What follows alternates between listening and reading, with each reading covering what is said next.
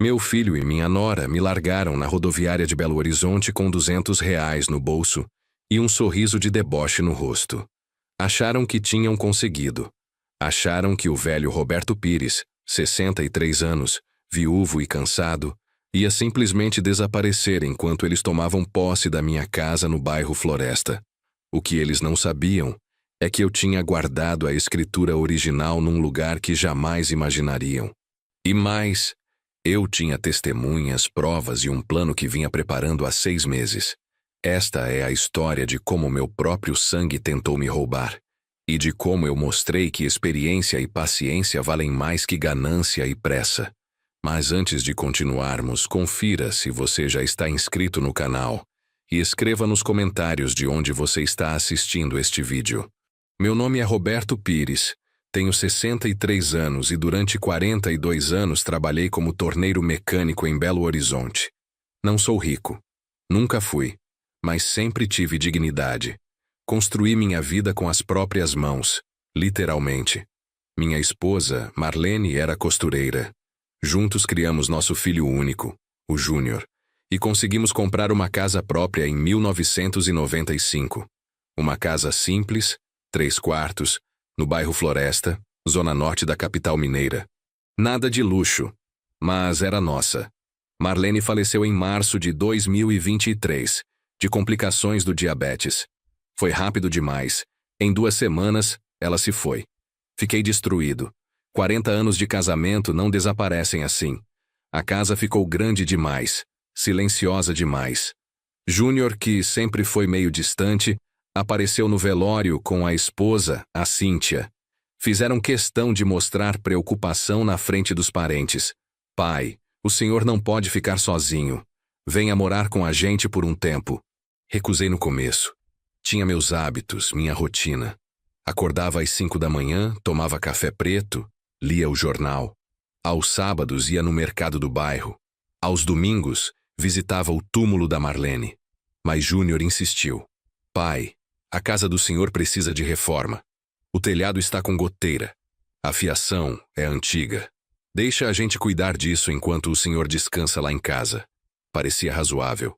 Eu estava cansado, de luto, sem energia para discutir. Em maio de 2023, mudei temporariamente para o apartamento do Júnior e da Cíntia em Contagem, região metropolitana. Um apartamento alugado, 2 quartos, num prédio sem elevador. Eles me deram o quarto menor, que na verdade era uma despensa adaptada. Tinha uma cama de solteiro, um guarda-roupa pequeno e uma janela que dava para o poço de ventilação. Mas eu pensei, é temporário. Logo volto para casa. Foi aí que tudo começou a mudar. Júnior pediu para eu assinar uns papéis. Documentos para a reforma, ele disse. Procuração para ele resolver as coisas com a prefeitura, tirar alvarás, essas burocracias. Eu assinei sem ler direito. Confiava no meu filho. Que pai não confiaria? As primeiras semanas foram toleráveis. Cíntia cozinhava. E eu ajudava com as contas de luz e água. Contribuía com parte da minha aposentadoria, que na época era de R$ 2.400. Não era muito, mas eu sempre fui de ajudar. Júnior trabalhava como vendedor numa loja de celulares. Cíntia era manicure, atendia em casa. Eles viviam no limite do orçamento, sempre reclamando de dívidas. Mas logo percebi mudanças no comportamento deles. Júnior começou a chegar tarde, sempre com sacolas de compras. Roupas novas, tênis de marca, eletrônicos. Cíntia trocou o celular, comprou uma TV nova para a sala. Quando perguntei sobre a reforma da casa, ele desconversava. Ainda estamos orçando, pai. Essas coisas demoram. Um dia, em julho, pedi para visitar minha casa. Só queria ver como estava, pegar algumas roupas que tinha deixado lá. Júnior ficou irritado. Pai, o senhor não entende. A casa está em obras. Tem entulho. É perigoso. Melhor esperar terminar. Mas que obras, Júnior? Faz 2 meses que estou aqui. Ele bateu a porta do quarto na minha cara. Não discuta comigo. Eu sei o que estou fazendo. Foi a primeira vez que senti medo. Medo do meu próprio filho. Naquela noite, deitado na cama estreita, comecei a juntar as peças. Os papéis que assinei. O comportamento evasivo. Os gastos repentinos. Algo estava muito errado. No dia seguinte, quando eles saíram, procurei pelos documentos que tinha assinado. Não encontrei nada. Revirei a casa inteira, com cuidado para não deixar rastros. Nada. Decidi agir. Peguei um ônibus até o bairro Floresta. Desci na praça perto de casa e caminhei até minha rua. De longe, vi que não havia obra nenhuma. A casa estava exatamente como eu tinha deixado. Portão fechado, telhado intacto. Nenhum sinal de reforma. Aproximei-me e tentei abrir o portão. Estava trancado com um cadeado novo. Olhei pelas janelas. Os móveis estavam lá, mas tinha roupas espalhadas, coisas que não eram minhas. Uma vizinha, a dona Neuza, me viu. Seu Roberto, pensei que o senhor tinha se mudado. Me mudado? Não, dona Neuza, estou só morando temporariamente com meu filho. Ela fez uma cara estranha. Seu filho esteve aqui semana passada com a esposa. Disseram que a casa agora é deles, que o senhor tinha doado. Doado? Senti o chão sumir dos meus pés. Voltei para a contagem atordoado. Doação? Eu nunca tinha doado nada. Tinha assinado uma procuração, só isso. Ou não. Comecei a me questionar. Será que nos papéis tinha algo mais? Será que eu, no meio do luto, da confusão emocional, tinha assinado sem perceber? Esperei Júnior chegar do trabalho. Estava nervoso, mas tentei manter a calma. Filho, preciso conversar com você. Sobre o que, pai? Sobre a casa. Passei lá hoje. Ele ficou pálido. O senhor fez o quê? Fui ver a casa. E não tem obra nenhuma. Júnior, o que está acontecendo? Ele mudou completamente. O rosto se fechou. A voz ficou dura. O senhor não devia ter ido lá. Mas é minha casa. Era sua casa, pai. Era. Como assim era? Agora é nossa. O senhor doou para mim. Lembra dos papéis que assinou? Senti uma raiva subir, misturada com pânico. Eu assinei uma procuração, Júnior. Não uma doação. Ele deu um sorriso cínico. Pai, o senhor estava confuso, de luto. Assinou o que eu pedi. E agora a casa está no meu nome. Já transferimos tudo. É legal, está tudo certo no cartório. Cíntia entrou na sala nesse momento. Ouviu a conversa e cruzou os braços. Seu Roberto, o senhor tem que entender. O senhor está velho, não consegue cuidar de uma casa sozinho. Era melhor assim. E a gente precisa de um lugar melhor para morar. Esse apartamento é alugado, está acabando com nosso orçamento. Eu estava tremendo. Tremendo de raiva, de impotência. Vocês me roubaram. Roubaram minha casa. A casa que eu e a Marlene construímos. Júnior deu de ombros. Roubamos nada. O senhor doou. Tem documento, tem tudo. E se o senhor tentar causar problema, a gente prova que o senhor não está bem da cabeça. Velho confuso, acabou de perder a esposa, não sabe o que assina. Aquela noite não dormi. Fiquei deitado, olhando para o teto, processando o que tinha acontecido. Meu filho tinha me roubado. Tinha usado minha confiança, meu luto, minha vulnerabilidade. E pior, tinha transformado isso em algo legal, documentado. Mas uma coisa eles não sabiam. Uma coisa que eu tinha guardado há anos, desde que compramos a casa. A escritura original.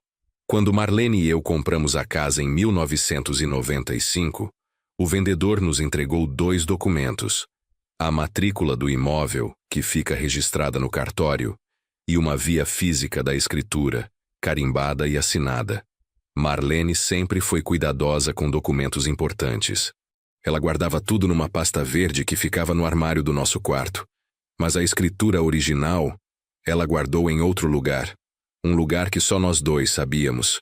Dentro de um exemplar velho da Bíblia que tinha sido da mãe dela e que ficava na estante da sala. A Bíblia tinha uma capa grossa de couro. E Marlene tinha feito um corte nas páginas internas, criando um compartimento secreto. Ali dentro, ela guardou a escritura dobrada, envolta em plástico. Por que tanto cuidado? Porque Marlene tinha crescido numa família onde documentos se perdiam, onde parentes brigavam por herança. Ela sempre dizia, Roberto, papel importante tem que ter cópia em lugar que ninguém imagina.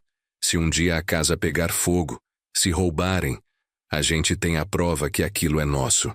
Quando mudei para o apartamento do Júnior, levei poucas coisas. Roupas, remédios, objetos pessoais. Mas levei aquela Bíblia. Era uma das últimas lembranças físicas da Marlene. Júnior e Cíntia nunca prestaram atenção nela. Estava ali, na prateleira improvisada do meu quartinho, junto com outros livros velhos. Naquela noite, depois da discussão, peguei a Bíblia com as mãos trêmulas. Abri no lugar certo. E lá estava. A escritura original, intacta. Papel amarelado pelo tempo, mas legível. Registro de compra e venda de 1995. Comprador: Roberto Pires. Vendedor: Antônio Ferreira da Silva. Valor: R$ 15.000 da época. Testemunhas, assinaturas, carimbos. Aquele papel era minha arma. Mas eu precisava saber exatamente o que Júnior tinha feito. Precisava entender como ele tinha conseguido transferir a casa. No dia seguinte, sem avisar ninguém, fui até o cartório de registro de imóveis do bairro Floresta. Era uma quarta-feira de manhã, e o cartório estava relativamente vazio. Expliquei minha situação ao atendente. Preciso verificar a matrícula de um imóvel. É minha casa, mas acho que houve uma transferência irregular. O rapaz, um jovem de uns 25 anos, foi solícito. Me pediu os dados do imóvel. Forneci o endereço e o número da matrícula que eu ainda lembrava de cor. Ele digitou no sistema, esperou carregar. Depois franziu a testa. Senhor, aqui consta que houve uma doação registrada em junho de 2023. Doador: Roberto Pires. Donatário: Roberto Pires Júnior. Senti o estômago revirar. Doação mesmo, ele confirmou. Sim, senhor. Com reconhecimento de firma e tudo. Posso pedir uma cópia autenticada dessa doação? O atendente imprimiu a cópia da escritura de doação. Paguei R$ 25 pela autenticação. Saí do cartório com o documento em mãos e fui direto para um banco na praça. Sentei num dos bancos de madeira, à sombra de uma árvore, e li tudo com atenção. A escritura de doação estava datada de 28 de maio de 2023. Constava que eu, Roberto Pires, portador do CPF tal, residente à rua tal, doava por liberalidade e de forma irrevogável o imóvel situado na rua tal, bairro Floresta, para meu filho Roberto Pires Júnior. Havia uma assinatura que supostamente era minha. Havia reconhecimento de firma no cartório do bairro Contagem. E havia o registro no cartório de imóveis. Olhei para a assinatura. Parecia com a minha, mas não era. Estava tremida demais. O R do Roberto estava diferente. Alguém tinha tentado imitar minha letra. Provavelmente o próprio Júnior. Mas como ele tinha conseguido reconhecer firma se não era eu quem tinha assinado? A resposta era simples e assustadora. Falsificação. Júnior deve ter ido a um cartório com um documento já assinado por ele mesmo, apresentado meus documentos que ele tinha em mãos, e o tabelião, sem verificar adequadamente, carimbou o reconhecimento de firma. É mais comum do que deveria. Cartórios movimentados, funcionários cansados, pilhas de papéis para processar. Basta uma distração. Agora eu tinha provas. Tinha a escritura original de 1995, mostrando que eu era o legítimo proprietário. Tinha a escritura de doação falsificada de 2023. E tinha minha própria palavra de que jamais assinei aquilo. Mas seria suficiente? Decidi procurar ajuda profissional. Conhecia um advogado do bairro, o Dr. Mauro, que tinha sido amigo do meu pai. Ele era aposentado, mas ainda atendia alguns casos por afinidade. Liguei para ele de uma cabine telefônica, porque não queria usar meu celular. Júnior tinha acesso às minhas contas, sabia minha senha, verificava minhas ligações. Dr. Mauro me recebeu na tarde do mesmo dia, no escritório dele, que ficava num sobrado antigo no centro de Belo Horizonte. Ele tinha 81 anos, cabelos completamente brancos, mas mente afiada. Contei toda a história. Mostrei os documentos. Ele analisou tudo em silêncio, de óculos na ponta do nariz. Depois de uns 15 minutos, ele tirou os óculos e me olhou sério. Roberto, isso é crime. falsificação de documento particular, falsidade ideológica, estelionato. Seu filho pode pegar de 1 a 5 anos de prisão. Eu não quero meu filho na cadeia, doutor. Só quero minha casa de volta. Ele suspirou. Entendo. Mas você precisa entender uma coisa. Ele não vai devolver de boa vontade. Dr. Mauro explicou os próximos passos. Precisaríamos de um exame grafotécnico para provar que a assinatura na escritura de doação era falsa. Isso seria feito por um perito judicial. Depois, entraríamos com uma ação de anulação de doação por vício de consentimento e falsidade documental. Paralelamente, poderíamos fazer um boletim de ocorrência por falsificação. Mas ele me alertou. Isso vai demorar. O processo judicial no Brasil é lento. Pode levar 1 ano, 2 anos. E enquanto isso, seu filho vai continuar morando na casa. A não ser que a gente consiga uma liminar, uma decisão urgente do juiz para devolver a posse provisória para você. Quanto vai custar tudo isso, doutor? Ele fez as contas mentalmente. O exame grafotécnico gira em torno de R$ 2.000 a R$ 3.000. Os honorários advocatícios, considerando nossa amizade, posso cobrar R$ 5.000, parcelado. Custas processuais, mais uns 1.500. No total, uns R$ 8.000, R$ 9.000. Era quase tudo que eu tinha guardado. Minha reserva de emergência que mantinha numa poupança antiga. Mas não havia escolha. Aceito, doutor. Vamos em frente. Ele apertou minha mão. Então vamos começar. Primeiro vou redigir uma notificação extrajudicial para seu filho. Vou dar a ele a oportunidade de devolver a casa voluntariamente antes de judicializarmos. É o procedimento correto. A notificação foi enviada por Sedex com aviso de recebimento no começo de agosto. Júnior recebeu no dia 5 de agosto, uma quinta-feira. Eu ainda estava morando no apartamento deles, numa situação cada vez mais tensa. Desde a discussão, mal nos falávamos. Eu comia sozinho, depois que eles terminavam. Passava os dias lendo, saindo para caminhar, evitando confronto. Quando a notificação chegou, Júnior abriu na minha frente. Leu com Cíntia ao lado. Os rostos deles mudaram de cor. Júnior amassou o papel e me encarou. O senhor foi num advogado? Fui. O senhor está nos processando? Estou recuperando o que é meu. Ele deu uma risada sem humor. O senhor não tem chance. A casa está no meu nome, tudo legal. Cíntia estava nervosa, roendo unha. Júnior, e se ele provar que a assinatura é falsa? Não vai provar nada. Ela respondeu rispidamente. Mas ela não estava convencida. Naquela noite ouvi os dois discutindo no quarto. Paredes finas, dava para escutar tudo. Você disse que era seguro. Disse que ele nunca ia descobrir. E se a gente perder a casa? E se ele provar que foi forjado? Júnior tentava acalmar, mas a voz dele estava tensa. A gente não vai perder. Relaxa. Mas nos dias seguintes, o comportamento deles mudou drasticamente. Ficaram frios, calculistas, e eu percebi que estavam tramando algo.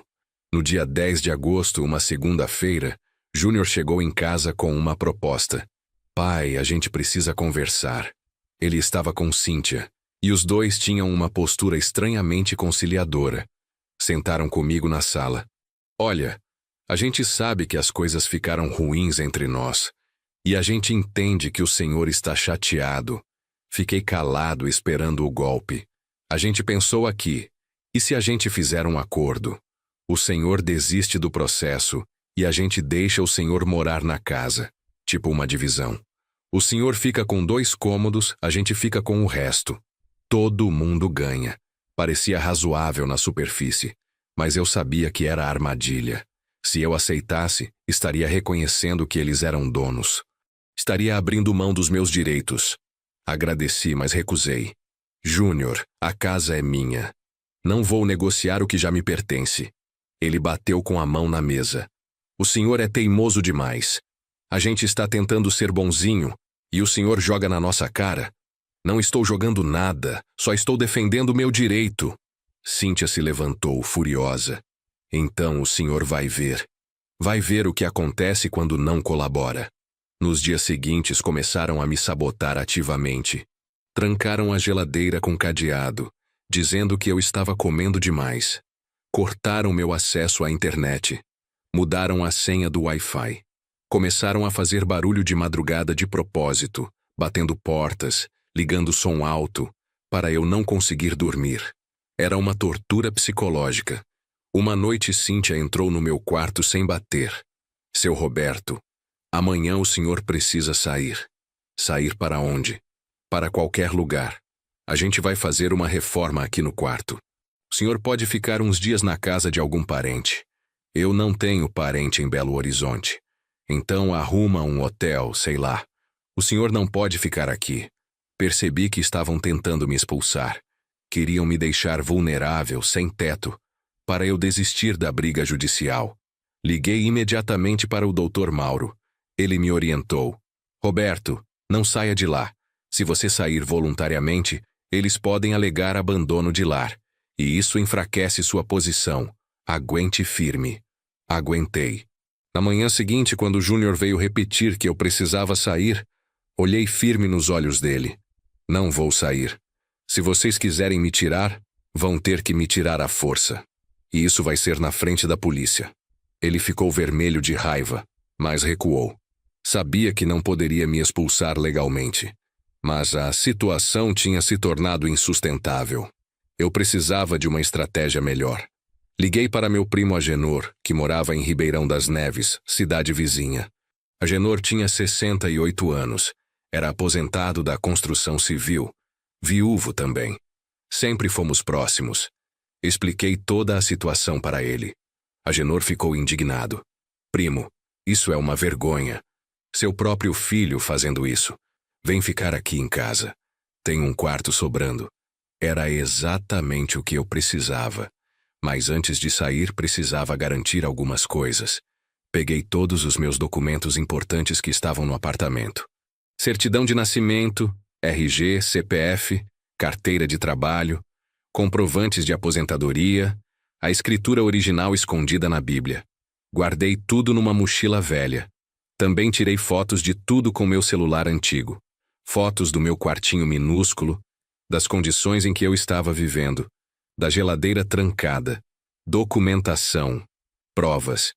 No dia 15 de agosto, uma terça-feira, quando Júnior e Cíntia saíram para trabalhar, arrumei minhas poucas coisas e fui embora. Deixei um bilhete na mesa. Fui morar com o Agenor. Não desisti de nada. Nos vemos no tribunal. A casa do Agenor era simples, mas acolhedora. Ele morava sozinho desde que a esposa tinha falecido, uns 5 anos antes. Tinha uma casa de 3 quartos em Ribeirão das Neves, num bairro tranquilo. Me deu o quarto de hóspedes, com uma cama confortável, um guarda-roupa e uma janela com vista para o quintal. Pela primeira vez em meses, dormi direito. Agenor virou meu aliado. Ele me ajudou a organizar os documentos, me acompanhou nas reuniões com o Dr. Mauro, me deu apoio emocional. E mais importante, ele tinha contatos.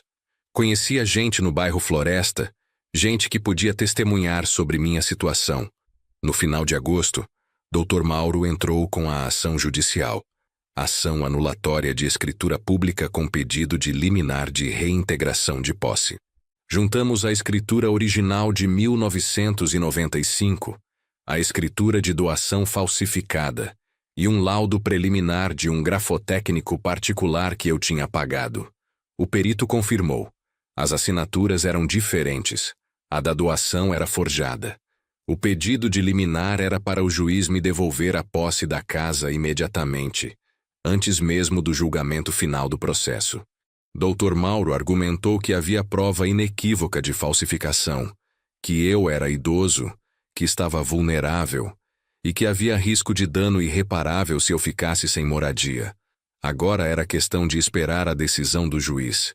Podia levar dias, semanas ou até meses, mas eu estava preparado para o tempo que fosse necessário. Em 10 de setembro de 2023, uma sexta-feira, recebi uma ligação do Dr. Mauro. Sua voz estava animada. Roberto, tenho uma notícia boa e uma notícia complicada. Qual primeiro? A boa, o juiz deferiu a liminar. Você tem direito de retomar a posse da casa imediatamente. A polícia vai acompanhar a reintegração amanhã de manhã. Fiquei sem palavras. Em menos de um mês, tínhamos conseguido uma vitória judicial. E a notícia complicada. Seu filho entrou com uma contestação alegando que você doou a casa de livre e espontânea vontade, e que agora está arrependido. Ele está contestando a falsificação da assinatura. Vai pedir um exame grafotécnico oficial do tribunal para provar que a assinatura é sua. Ou seja, a briga não tinha terminado. Mas pelo menos eu teria minha casa de volta enquanto o processo corria. No sábado de manhã, às 9 horas, fui até a rua do bairro Floresta acompanhado do Dr. Mauro, do Agenor, e de 2 oficiais de justiça. Um carro da polícia militar também estava lá, para garantir que não haveria confusão. Júnior e Cíntia estavam dentro da casa. Quando os oficiais bateram na porta, Júnior abriu com cara de poucos amigos. "O que vocês querem?" O oficial apresentou o mandado de reintegração de posse. "Senhor Roberto Pires Júnior, por ordem judicial, o senhor tem que desocupar este imóvel imediatamente. O legítimo proprietário, senhor Roberto Pires, vai retomar a posse agora." Júnior ficou pálido. "Isso é um absurdo. Esta casa é minha. Tem escritura." O oficial foi firme. "Senhor, o juiz determinou que há indícios de falsificação. O senhor pode apresentar sua defesa no processo, mas agora precisa sair. Reúna seus pertences pessoais. O senhor tem 2 horas." Cíntia começou a chorar, gritando que era injustiça, que eles tinham direitos. Mas não adiantava. A decisão estava tomada.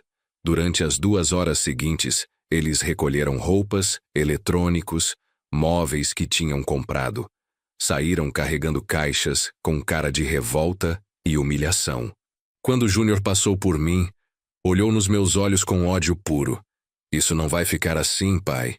Não respondi. Não havia nada a dizer. Assim que eles saíram, entrei na minha casa. Minha casa. Depois de 4 meses estava de volta. A emoção foi avassaladora.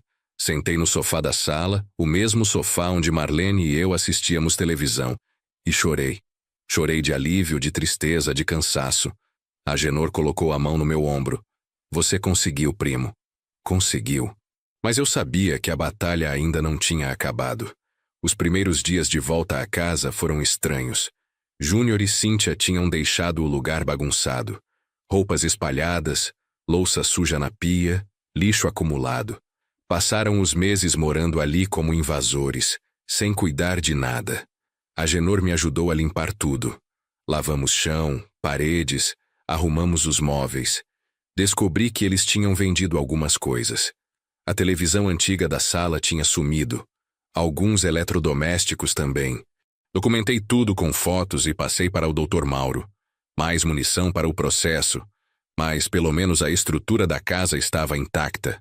O importante estava preservado. Reinstalei minha rotina. Acordar às 5, café preto, leitura do jornal. Aos sábados, mercado no bairro. Aos domingos, visita ao túmulo da Marlene. Lá, conversava com ela, contava tudo o que tinha acontecido. "Acho que você ficaria orgulhosa, amor. Não deixei nosso filho me roubar. Lutei até o fim." Enquanto isso, o processo judicial seguia. O juiz determinou a realização do exame grafotécnico oficial. Um perito do tribunal foi designado. Eu e Júnior fomos convocados para fornecer amostras de assinatura. O processo demorou quase 2 meses. O perito coletou várias assinaturas minhas em documentos antigos, comparou com a assinatura na escritura de doação e fez análises técnicas detalhadas. Em novembro, o laudo saiu. Conclusão do perito. Após análise grafotécnica, conclui-se que a assinatura constante na escritura de doação não foi produzida pelo punho do senhor Roberto Pires. Trata-se de falsificação grosseira, com características típicas de imitação por terceiro não habilitado. Era a prova definitiva. Júnior tinha falsificado minha assinatura. Agora não era mais questão de ele disse, eu disse. Era ciência, técnica, prova irrefutável. Dr. Mauro entrou com um aditamento à inicial, pedindo não só a anulação da doação, mas também indenização por danos morais e materiais. No começo de dezembro, Júnior tentou uma última cartada. Ele e Cíntia apareceram na porta da minha casa numa tarde de quinta-feira.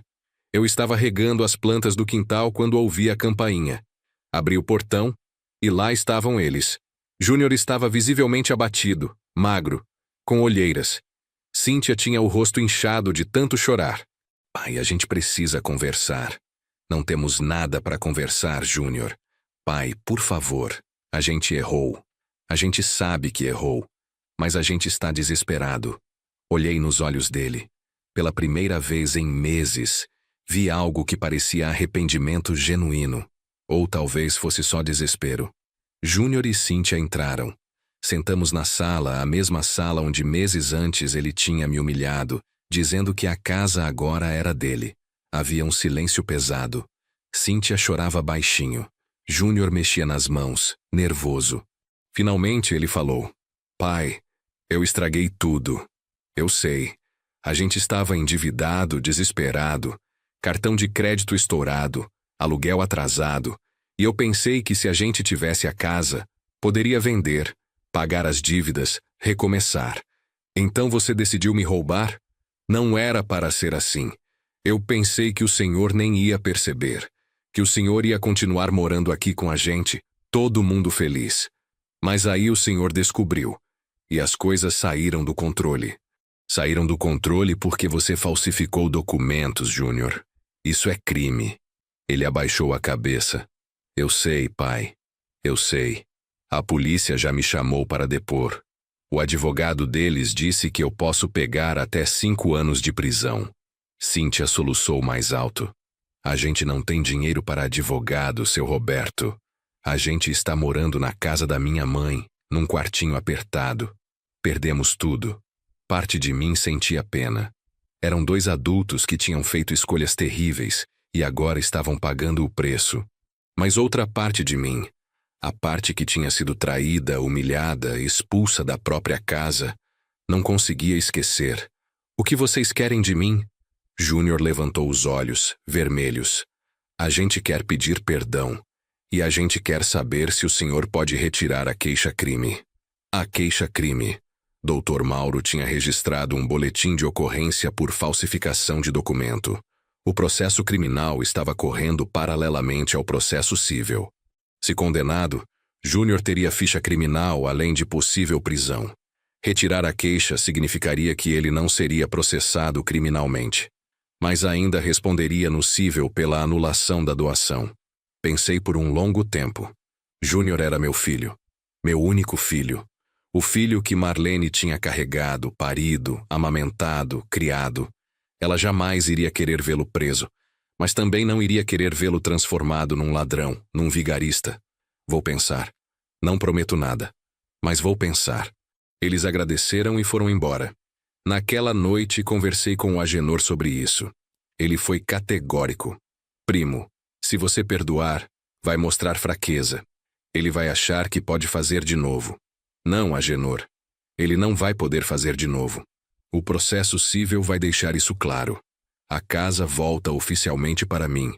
Ele perde todos os direitos. E criminalmente, se eu retirar a queixa, ele fica com uma advertência moral, mas sem ficha criminal. Mas ele merece ser punido. Merece. Mas punição não é só cadeia. Ele perdeu a casa, perdeu a confiança do pai, perdeu a reputação. Isso já é punição. Agenor balançou a cabeça discordando, mas respeitou minha decisão. Em janeiro de 2024, o juiz proferiu a sentença final no processo civil. Li o documento inteiro, página por página. A linguagem jurídica era rebuscada, mas a conclusão era clara. Diante das provas produzidas, especialmente o laudo grafotécnico, que atesta a falsidade da assinatura do autor na escritura de doação, julgo procedente o pedido para declarar nula a doação do imóvel situado na Rua Tal, bairro Floresta, Belo Horizonte, efetuada em nome de Roberto Pires Júnior. Determino o retorno do imóvel ao patrimônio do autor Roberto Pires, com a averbação da nulidade no registro de imóveis competente. Condeno o réu ao pagamento de indenização por danos morais no valor de R$ 10.000, além de custas processuais e honorários advocatícios. Era a vitória total. A casa voltava oficialmente para mim. Júnior teria que me pagar R$ 10.000 de indenização, mais uns 5.000 de custas e honorários. Ele não tinha esse dinheiro, claro. Provavelmente ia pagar parcelado, descontando do salário pelo resto da vida. Mas a mensagem estava dada. Não se rouba impunemente. Quanto à queixa-crime, decidi retirar. Não por fraqueza, mas por estratégia. Marquei uma reunião com Júnior, Cíntia e o Dr. Mauro como testemunha. Foi no escritório do advogado numa tarde de fevereiro. Júnior, eu vou retirar a queixa criminal. Mas em troca você vai assinar um termo de confissão de dívida e um acordo de distanciamento. O que é isso? A confissão de dívida é um documento onde você reconhece que me deve R$ 10.000 de indenização, mais 5.000 de custas, e se compromete a pagar em parcelas de R$ 500 por mês. Se atrasar 3 parcelas, o valor integral vence, e eu posso penhorar seus bens. E o distanciamento? É um acordo onde você se compromete a não me procurar, não aparecer na minha casa, não me ligar, não me contactar de forma alguma pelos próximos 2 anos. Só vamos ter contato se eu autorizar. Júnior estava arrasado, mas concordou. Assinou tudo. Cíntia também assinou como testemunha. Saíram do escritório cabisbaixos, carregando o peso da vergonha e do erro. Eu saí com a sensação de justiça feita. Não era uma vitória feliz. Vitórias contra a própria família nunca são. Mas era necessária. De fevereiro a junho de 2024, minha vida se estabilizou. A casa estava registrada novamente em meu nome. Júnior estava pagando a indenização direitinho. R$ 500 todo dia 5 do mês. Depositados na minha conta. Não tínhamos contato. Ele cumpria o acordo de distanciamento. Retomei minha rotina social. Voltei a frequentar o grupo de apoio da igreja, onde idosos se reuniam para conversar, jogar dominó, tomar café. Dona Neuza, a vizinha, virava e mexia aparecia com um bolo, uma marmita. Seu Roberto, depois de tudo que o senhor passou, merece carinho. E eu aceitava agradecido. Também comecei a fazer trabalho voluntário. 2 vezes por semana. Ia numa ONG que ajudava idosos em situação de vulnerabilidade. Muitos deles tinham histórias parecidas com a minha. Filhos que roubavam, netos que se aproveitavam, famílias que esqueciam dos mais velhos. Eu ouvia, aconselhava, compartilhava minha experiência. Virei uma espécie de referência. O velho que enfrentou o filho e venceu. Em abril, recebi uma ligação inesperada. Era de uma jornalista de um site de notícias local. Senhor Roberto, soubemos da sua história através do Dr. Mauro. Gostaríamos de fazer uma matéria sobre casos de violação de direitos de idosos. O senhor toparia dar uma entrevista? Hesitei. Não queria exposição. Mas pensei, se minha história pode ajudar outros idosos a se defenderem, vale a pena. Aceitei, mas pedi para não divulgarem meu sobrenome completo nem fotos do meu rosto. Queriam preservar minha privacidade. A matéria saiu em maio, com o título Idoso recupera casa roubada por filho após batalha judicial. A repercussão foi grande. Recebi mensagens de apoio, ligações de gente que estava passando por situações semelhantes pedindo conselho. Virei, sem querer, um símbolo de resistência. Mas também recebi críticas. Gente dizendo que eu deveria ter perdoado o filho, que família é sagrada, que o sangue é mais importante que qualquer coisa. Tentei não ligar. Cada um tem sua opinião. Em junho, numa tarde de domingo, estava no cemitério visitando o túmulo da Marlene, quando vi uma figura conhecida a alguns túmulos à frente. Era Júnior. Ele também estava visitando o túmulo da mãe. Nossos olhares se cruzaram. Ele pareceu querer se aproximar, mas hesitou. Lembrou do acordo de distanciamento. Fiz um gesto com a cabeça, autorizando.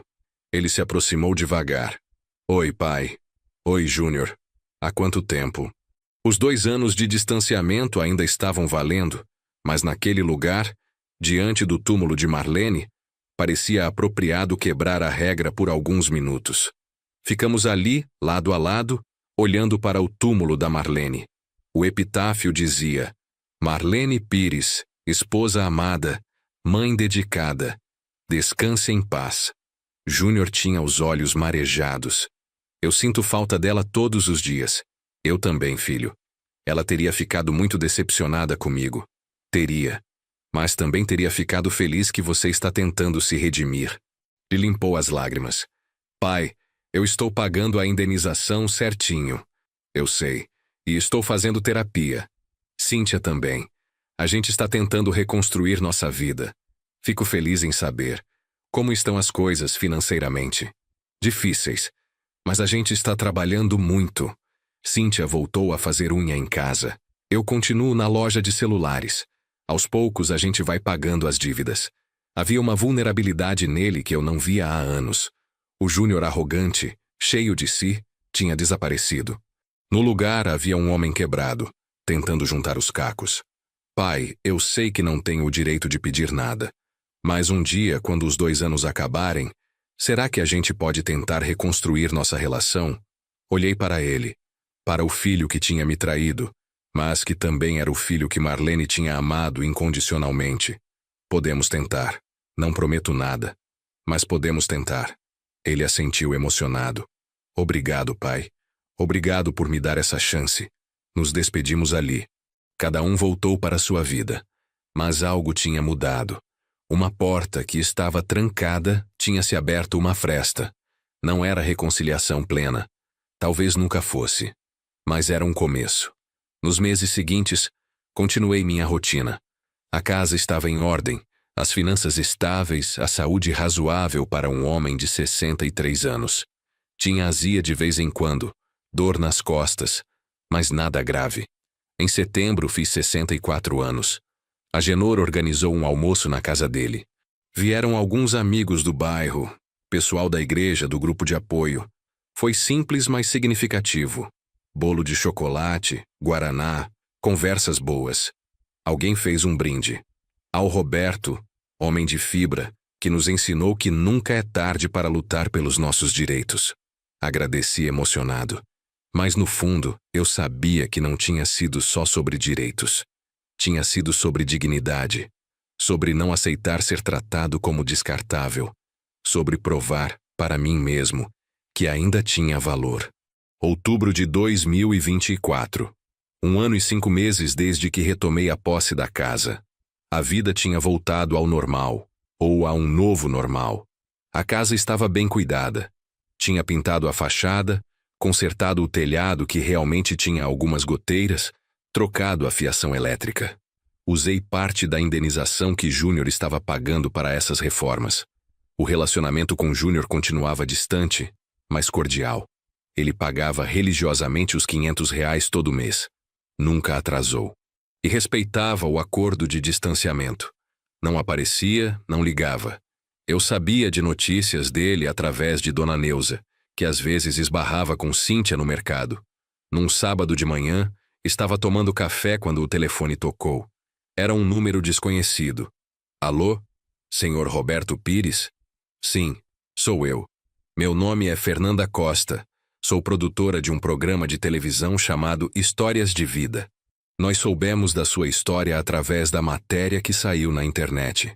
E gostaríamos de convidá-lo para participar do programa. Programa de televisão? Nunca tinha imaginado isso. Mas a produtora explicou. Era um programa semanal que contava histórias reais de superação. Luta por direitos, justiça. Meu caso se encaixava perfeitamente. Seria gravado em Belo Horizonte, em novembro. Eu teria a oportunidade de contar minha história, alertar outros idosos sobre golpes familiares, falar sobre direitos. Pensei muito antes de aceitar. Exposição era algo que me deixava desconfortável. Mas, por outro lado, quantos idosos poderiam ser salvos se ouvissem minha história? Quantas famílias poderiam evitar o erro que Júnior cometeu? Aceitei. A gravação aconteceu em meados de novembro, num estúdio pequeno no bairro Savassi. A apresentadora, uma mulher simpática de uns 40 anos, me colocou à vontade. Conversamos por quase 2 horas. Contei tudo. O luto, a mudança para a casa do Júnior. A falsificação da escritura, a luta judicial, a recuperação da casa. No final, ela perguntou: Senhor Roberto, qual o principal ensinamento que o senhor tira dessa experiência? Respirei fundo. Que a gente nunca pode abrir mão da nossa dignidade. Não importa se é seu filho, seu neto, quem for. Se alguém está te desrespeitando, te roubando, te diminuindo, você tem que lutar. Porque se você não lutar por você, ninguém vai lutar. O programa foi ao ar em dezembro. Assisti em casa, sozinho, com um misto de orgulho e constrangimento. Ver meu rosto na televisão, ouvir minha voz, era estranho. Mas as mensagens que recebi depois foram gratificantes. Gente agradecendo, dizendo que minha história tinha inspirado, que ia procurar ajuda para situações parecidas. Júnior me mandou uma mensagem naquele dia. Só 2 palavras. Vi o programa. Não respondi. Não sabia o que dizer.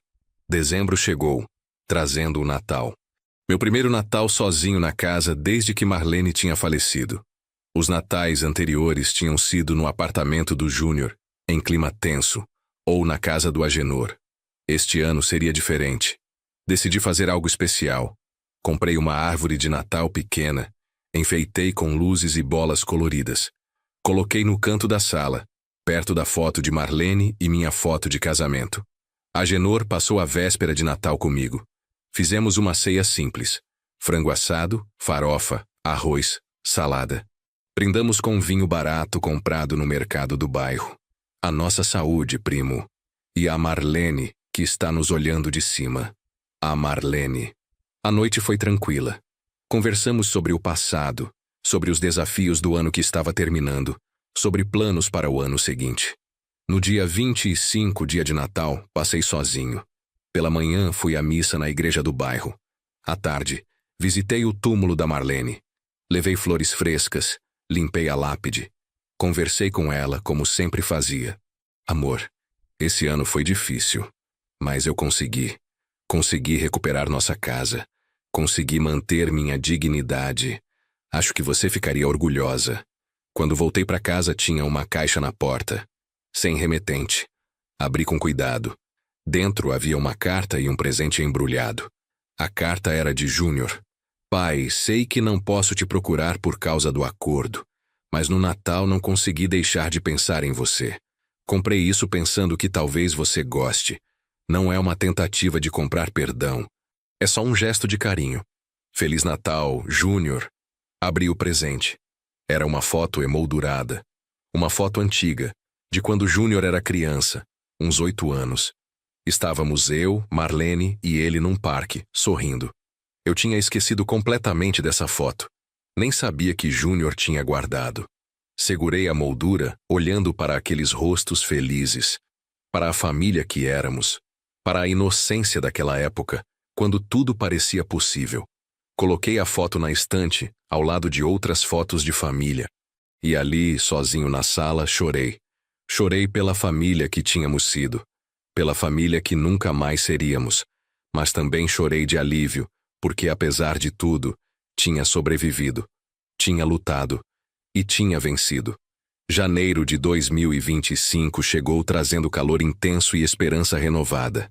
Fiz uma lista de resoluções de ano novo, coisa que não fazia há décadas. Primeira resolução: cuidar melhor da saúde. Marquei check-up completo no posto de saúde, exames de sangue, pressão, coração, tudo dentro do normal para um homem da minha idade. Segunda resolução: ampliar meu trabalho voluntário. Além da ONG de idosos, comecei a dar palestras em centros comunitários sobre direitos dos idosos, como se proteger de golpes familiares, importância de guardar documentos originais. Virei uma espécie de ativista sem querer. Terceira resolução: perdoar, mas não esquecer. O perdão era para minha própria paz, não para benefício do Júnior. Carregar raiva e ressentimento estava me consumindo por dentro. Precisava soltar isso. Mas esquecer seria burrice. As lições aprendidas precisavam ficar gravadas. Em fevereiro, os 2 anos do acordo de distanciamento terminaram. Júnior poderia legalmente me procurar novamente. Fiquei apreensivo, esperando uma ligação, uma visita. Mas nada aconteceu. Ele continuou respeitando a distância, pagando a indenização mensalmente, vivendo a vida dele. E eu, a minha. Até que em março recebi um convite inesperado. Era um envelope simples, entregue pelos correios. Dentro, um convite de casamento. Júnior e Cíntia iam renovar os votos matrimoniais numa cerimônia íntima. Só família e amigos próximos. E eu estava convidado. Fiquei olhando para aquele convite por horas. Renovação de votos, símbolo de recomeço, de compromisso renovado. Será que era também um pedido implícito de reconciliação? Liguei para o Agenor. Primo, o que você acha? Devo ir? Ele foi direto. Você quer ir? Essa é a pergunta certa. Queria? Parte de mim queria. Queria ver meu filho feliz, reconstruindo sua vida. Queria acreditar que as pessoas podem mudar, que erros podem ser redimidos. Mas outra parte tinha medo. Medo de me machucar novamente. Medo de que fosse uma armadilha emocional. Decidi ir, mas com limites claros. A cerimônia seria num sábado à tarde numa capela pequena no bairro Carlos Prates. Cheguei cedo, de terno e gravata. Fazia anos que não usava terno. Estava apertado na cintura, mas dava para o gasto. Havia umas 20 pessoas sentadas nos bancos. Reconheci alguns parentes distantes, amigos do casal. Sentei no último banco, discreto. Quando Júnior e Cíntia entraram de mãos dadas, tive um choque. Eles estavam diferentes. Júnior tinha engordado um pouco, mas parecia mais leve, menos tenso. Cíntia tinha o cabelo mais curto, um sorriso genuíno no rosto. Eles pareciam felizes. A cerimônia foi simples. O padre falou sobre perdão, recomeços, compromisso. Júnior e Cíntia repetiram os votos, olhando um para o outro com lágrimas nos olhos. Prometiam amar, respeitar, cuidar um do outro nos bons e maus momentos. Houve até uma parte onde o padre falou sobre a importância de honrar os pais, de reconhecer erros, de buscar redenção. No final, quando todos aplaudiram, Júnior olhou para trás e me viu. Nossos olhos se encontraram. Ele acenou timidamente. Retribuí o aceno. Depois da cerimônia, houve um pequeno coquetel no salão ao lado da capela. Sanduíches, salgadinhos, refrigerante. Nada luxuoso. Fiquei num canto, observando. Júnior circulava, cumprimentando convidados. Cíntia estava radiante, conversando com amigas. Até que Júnior veio até mim. Pai, obrigado por vir, de nada. Significa muito para mim, para nós. Fiquei em silêncio, sem saber o que dizer. Júnior continuou. Pai, eu sei que eu não mereço seu perdão. Sei que o que eu fiz foi imperdoável. Mas eu queria que o senhor soubesse que eu mudei. A terapia me ajudou a entender muita coisa. Sobre ganância, sobre valores, sobre o que realmente importa. Olhei nos olhos dele. E o que realmente importa, Júnior? Família. Não no sentido de sangue, mas no sentido de respeito, de cuidado. Eu perdi isso. E quase perdi você para sempre. Mas estou tentando reconquistar. Não a casa, não o dinheiro. Só a possibilidade de um dia você me chamar de filho novamente sem sentir nojo. Era um discurso bonito. Ensaiado, talvez. Mas havia sinceridade na voz dele. Júnior, você sempre será meu filho. Isso não muda, mas confiança é algo que se reconstrói devagar. Ele assentiu. Eu sei. E estou disposto a fazer isso, pelo tempo que for necessário. Cíntia se aproximou. Seu Roberto, obrigada por ter vindo. Significa muito. Eu queria pedir desculpas também. Eu fui cúmplice em tudo. Eu sabia que era errado, mas deixei a ganância falar mais alto. Aceitei as desculpas com um aceno de cabeça. Saí da cerimônia com sentimentos misturados. Esperança, cautela, tristeza, alívio. Tudo junto. De abril a agosto de 2025, meu relacionamento com Júnior foi sendo reconstruído lentamente, como uma ponte sendo erguida tábua por tábua. Começamos com telefonemas quinzenais, conversas curtas, superficiais. Como está o tempo? Como está a saúde? Tudo bem no trabalho? Nada profundo, mas era um começo. Em maio, Júnior me convidou para almoçar, num restaurante neutro, longe de casa. Aceitei. Foi estranho no começo, os dois sentados frente a frente procurando assunto. Mas aos poucos a conversa fluiu. Ele me contou sobre o trabalho, sobre as metas de vendas, sobre os planos de fazer um curso técnico em eletrônica. Eu contei sobre o trabalho voluntário, sobre as palestras que estava dando. Não falamos sobre o passado, não naquele dia. Era cedo demais. Em junho, ele me convidou para conhecer o apartamento novo onde ele e Cíntia tinham se mudado. Não era mais na casa da mãe dela. Era um apartamento alugado pequeno, mas digno, no bairro Betim. 2 quartos, sala, cozinha.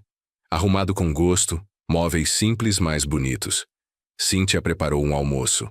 Frango com quiabo, arroz, feijão tropeiro. Comida mineira, do jeito que eu gostava. Comemos os 3 juntos, conversando sobre amenidades. Depois do almoço, Júnior me mostrou o quarto deles. Na parede, havia uma foto emoldurada. A mesma foto que ele tinha me dado no Natal. Nós 3 no parque sorrindo. Pai, eu olho para essa foto todo dia, para lembrar de quem eu quero ser. Não o homem que traiu o pai, mas o menino daquela foto, que amava o pai incondicionalmente. Fiquei emocionado. Pela primeira vez em 2 anos, abracei meu filho. Um abraço apertado, demorado. Ele chorou no meu ombro. Desculpa, pai. Desculpa por tudo. Está tudo bem, filho. Não está tudo bem ainda. Mas vai ficar. Em julho, Júnior terminou de pagar a indenização. Os R$ 500 mensais que ele tinha se comprometido a pagar por 30 meses. Depositou a última parcela no dia 5 de julho. Me ligou no mesmo dia. Pai, acabei de depositar a última parcela. Eu vi. Obrigado por ter cumprido até o fim. Era o mínimo que eu podia fazer. E agora? Agora você vive sua vida. Sem dívidas pendentes comigo. Recomeça. Ele ficou em silêncio por um momento. Pai, posso perguntar uma coisa? Pode. O senhor me perdoou de verdade? Ou ainda guarda ressentimento? Essa pergunta do Júnior me pegou desprevenido. Perdão. Uma palavra tão pequena, mas tão carregada. Júnior, perdão não é apagar o que aconteceu. Não é fingir que a dor não existiu. É escolher não deixar que essa dor te destrua. E sim, eu te perdoei. Mas isso não significa que eu esqueci. Ouvi a respiração dele do outro lado da linha, irregular, emocionada. Eu entendo e aceito. Só queria saber se um dia, talvez, a gente poderia ser pai e filho de verdade novamente. Já somos pai e filho, Júnior. Sempre fomos. O que mudou foi a confiança. E confiança se reconstrói com tempo e atitudes consistentes. Nos meses seguintes, Júnior provou que estava comprometido com essa reconstrução. Aparecia regularmente uma vez por mês para visitar. Sempre avisando antes, nunca invadindo meu espaço. Trazia coisas pequenas. Um bolo que Cíntia tinha feito. Um jornal que sabia que eu gostava. Uma foto antiga que tinha encontrado. Em agosto, organizamos um almoço especial. Era aniversário de Marlene. Ela faria 71 anos se estivesse viva. Júnior sugeriu que fôssemos os 3, ele, Cíntia e eu, ao túmulo dela pela manhã, e depois almoçássemos juntos em casa. Aceitei. No cemitério ficamos os 3 diante do túmulo. Júnior levou flores frescas. Colocou na lápide e ficou ali, em silêncio, por longos minutos. Depois falou baixinho. Mãe, eu estraguei tudo. Traí você, traí o pai. Mas estou tentando consertar. Espero que, de onde você estiver, possa me perdoar também. Foi um momento poderoso. Mesmo Cíntia, que não tinha conhecido Marlene direito, estava chorando. Eu coloquei a mão no ombro do Júnior. Sua mãe já te perdoou, filho. Ela sempre te amou. Não importa o que você fizesse. Voltamos para casa e almoçamos juntos. Foi simples, mas significativo. Macarrão à bolonhesa, salada, pão de alho. Conversamos sobre Marlene, sobre as histórias de quando Júnior era criança, sobre os natais em família, os aniversários, as viagens simples que fazíamos para cidades do interior. Era a primeira vez, desde que tudo tinha acontecido, que conseguíamos falar do passado sem dor, Só com saudade. Uma saudade boa, do tipo que aquece o coração em vez de partir. Chegamos a setembro de 2025. Já fazia 2 anos desde que tinha retomado a casa. E 4 meses desde que Júnior tinha terminado de pagar a indenização. Nossa relação estava, digamos, estável. Não éramos íntimos como antes, mas havia respeito mútuo e um carinho genuíno renascendo. Foi nesse mês que aconteceu algo que testaria se a mudança de Júnior era real ou superficial. Recebi um telefonema de um tio distante, irmão do meu pai, que morava em Juiz de Fora. Tio Geraldo tinha 92 anos e estava muito doente. Pedia para eu ir visitá-lo uma última vez antes de morrer. Eu queria ir, mas o problema era transporte. Juiz de Fora ficava a mais de 200 quilômetros de Belo Horizonte. Ônibus demorava quase 5 horas. Eu não dirigi mais. Tinha vendido meu carro anos atrás. Pensei em pedir carona para o Agenor, mas ele estava com problema na coluna. Não podia fazer viagem longa. Liguei para Júnior, só para avisar que eu ia viajar, que ficaria fora uns 3 dias. Ah, o senhor vai de ônibus? Vou. Não tem outro jeito. Pai, eu posso te levar. Fiquei surpreso. Você? Mas Juiz de Fora é longe. Eu sei, mas eu tenho folga no fim de semana. Posso te levar no sábado cedo. O senhor fica lá e eu te busco segunda de manhã. Era uma oferta genuína. Hesitei, mas aceitei. No sábado, às 6 da manhã, Júnior estava na porta de casa com o carro dele, um Gol velho mais conservado. Cíntia veio junto. Entramos os 3 no carro e pegamos a estrada. Durante a viagem, conversamos sobre diversos assuntos. Júnior me contou que tinha sido promovido na loja. Agora era supervisor de vendas. Cíntia disse que tinha conseguido alugar um espaço pequeno no centro e aberto um salão de beleza. As coisas estavam melhorando para eles. Chegamos em Juiz de Fora antes do meio-dia. Júnior me deixou na casa do tio Geraldo, no bairro São Mateus. Pai, qualquer coisa me liga. A gente está hospedado num hotel aqui perto. Obrigado, filho. Passei o fim de semana com o tio Geraldo. Conversamos muito. Ele estava lúcido, mas frágil. Sabia que ia morrer em breve. Me agradeceu por ter ido. Dizia que não queria morrer sozinho, esquecido. Garanti que ele não seria esquecido. Segunda de manhã, conforme combinado, Júnior estava lá para me buscar. Voltamos para Belo Horizonte.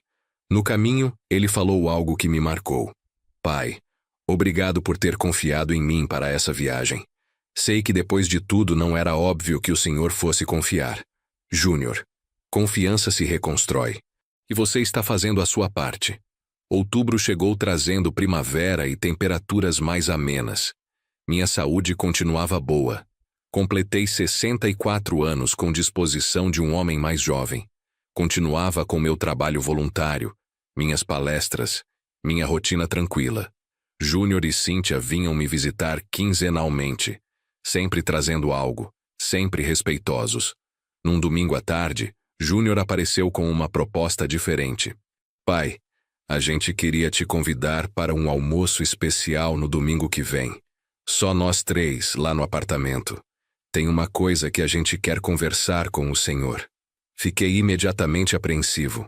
Uma coisa para conversar. Será que era problema? Será que estavam com dívidas novamente?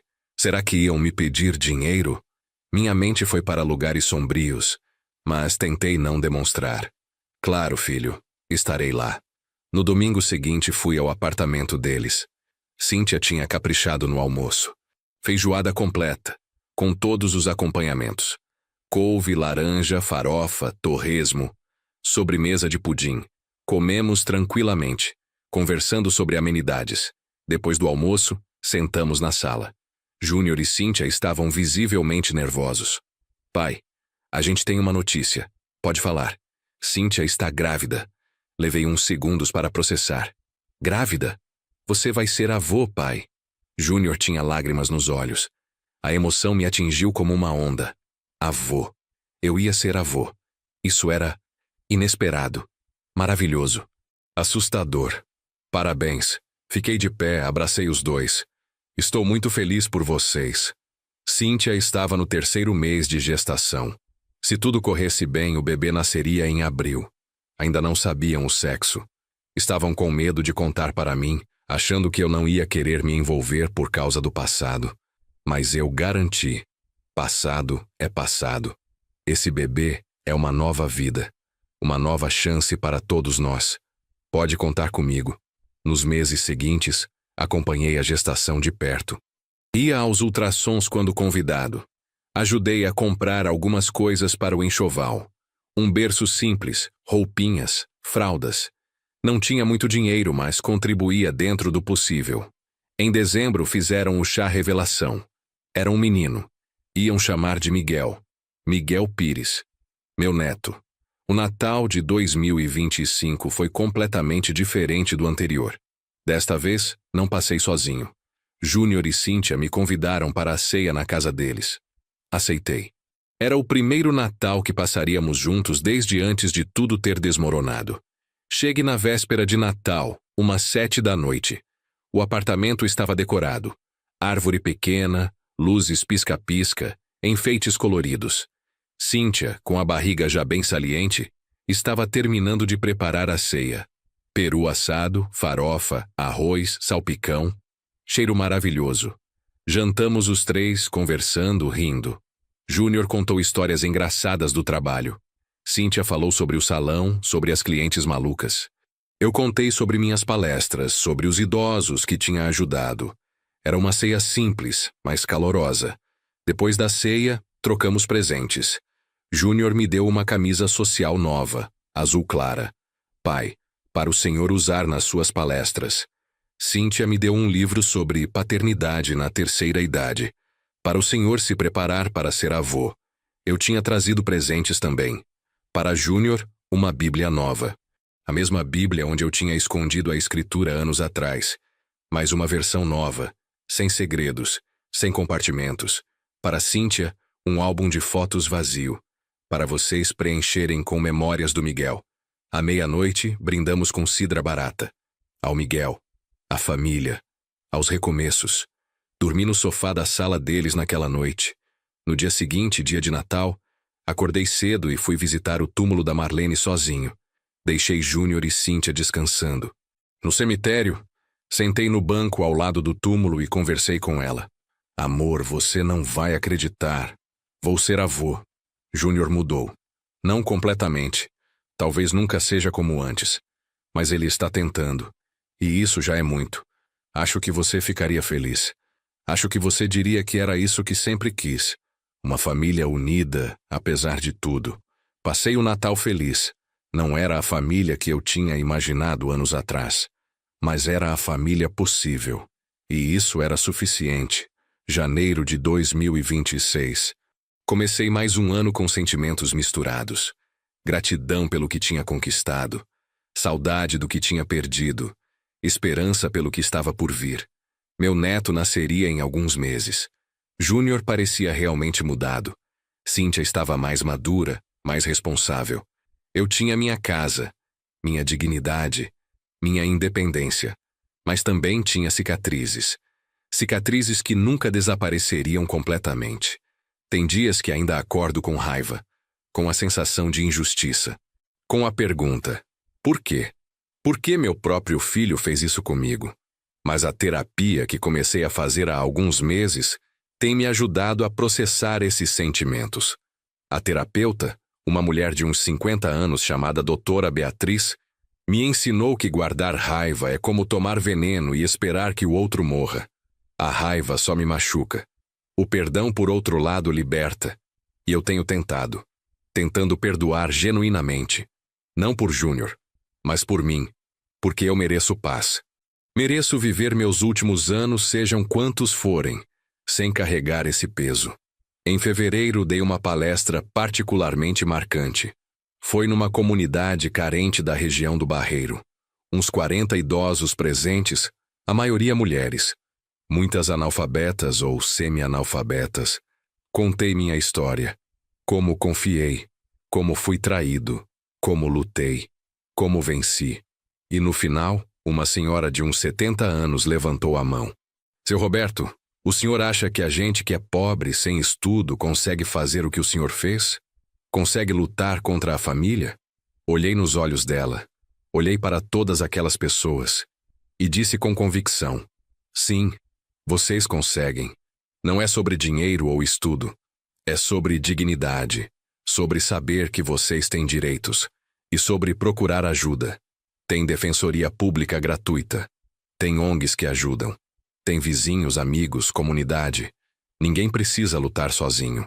Várias pessoas vieram falar comigo depois, agradecendo, pedindo orientação, compartilhando suas próprias histórias. Me senti útil. Senti que meu sofrimento tinha tido um propósito: ajudar outros a não passarem pelo mesmo. Março chegou com expectativa. Faltava um mês para o nascimento do Miguel.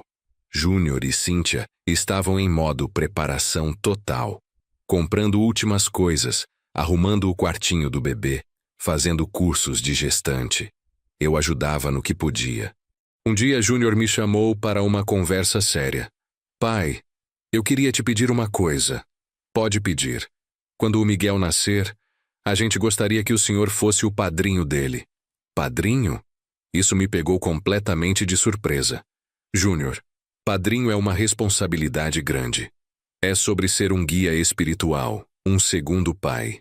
Eu sei. E não tem ninguém melhor para isso do que o senhor. Fiquei emocionado. Depois de tudo, eles me queriam como padrinho, como figura importante na vida da criança. Seria uma honra. Obrigado por confiar em mim. A gente não confia, pai, a gente sabe. Sabe que o senhor é um homem íntegro, honrado. E é isso que a gente quer que o Miguel aprenda. A ser íntegro como o avô. Nos dias seguintes, comecei a pensar no que significava ser padrinho. Ser avô. Era uma chance de passar valores, de ensinar, de deixar um legado. Não um legado material, mas um legado moral. Queria que Miguel soubesse, quando crescesse, que o avô tinha lutado pelo que era certo. Que não tinha desistido mesmo quando tudo parecia perdido. Em 28 de março, uma sexta-feira, recebi uma ligação às 3 da madrugada. Era Júnior, nervoso. Pai, a Cíntia está em trabalho de parto. A gente está indo para a maternidade. Pode vir? Claro. Vou agora. Chamei um táxi, porque não havia ônibus àquela hora. Cheguei na maternidade Sofia Feldman às 4 da manhã. Júnior estava na sala de espera, andando de um lado para o outro. Como ela está? Bem, dilatação de 6 centímetros. O médico disse que ainda vai demorar umas horas. Sentamos juntos esperando. Outros familiares de outras gestantes também esperavam. Um senhor idoso, parecido comigo, sorriu. Primeiro neto? Primeiro. Aproveite. É uma bênção. Às 9h43 da manhã, nasceu Miguel. 3 quilos e 200 gramas, 50 centímetros. Saudável, chorando forte. A enfermeira trouxe a notícia. É um menino lindo. A mãe está bem. Querem ver? Júnior entrou primeiro. Eu fiquei esperando. Uns 20 minutos depois, ele voltou com lágrimas escorrendo. Pai, venha conhecer seu neto. Entrei no quarto da maternidade devagar, com reverência. Cíntia estava na cama, cansada mas radiante, segurando um embrulhinho azul. Quando me viu, sorriu. Seu Roberto, vem conhecer o Miguel. Aproximei-me. Ela ajeitou o bebê nos braços e o estendeu para mim. Quer segurar? Peguei com cuidado, como se fosse porcelana. Tinha esquecido como bebês eram pequenos, leves, frágeis. Miguel estava dormindo. Rostinho vermelho, cabelo escuro, mãozinhas fechadas. Era perfeito. Olá, Miguel. Eu sou seu avô Roberto. Seja bem-vindo ao mundo. Ele se mexeu um pouco, mas continuou dormindo. Fiquei ali, segurando meu neto, com lágrimas escorrendo silenciosamente pelo rosto.